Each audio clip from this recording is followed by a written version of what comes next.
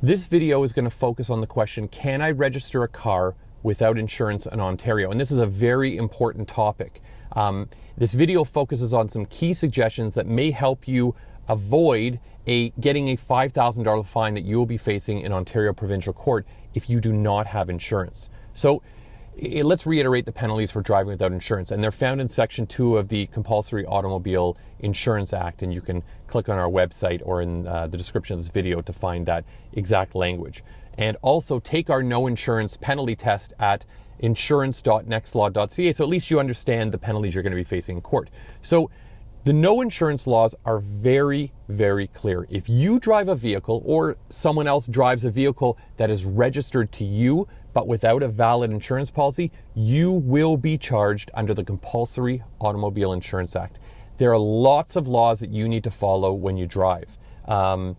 Your driving without insurance charge is found in the Compulsory Automobile Insurance Act of Ontario legislation under Section 2.1 of such legislation, the Compulsory Automobile Insurance Act, and it states that you cannot operate a motor vehicle unless that vehicle is legally insured with a valid insurance policy. The no insurance laws are very clear in this. The law says that if you own a vehicle, that vehicle must be insured, and it does not matter who is driving the vehicle. If the vehicle is not insured, then you will be charged with driving without insurance, even if you're not driving the vehicle actually driving the vehicle itself. If your vehicle is not insured, then as long as that vehicle is not driven on a private road, then you will be found guilty of driving without insurance. And the distance that you drive, it's not relevant. Even if it's just a few meters, the law is very clear on this. And here's a summary of the penalties again, which I like to put in each of the videos. So the fines for a first-time conviction, the minimum fine is $5,000. The maximum fine is $25,000. The fines for subsequent convictions, if you have previous convictions of this charge, then the minimum fine now becomes $10,000 and the maximum fine is $50,000.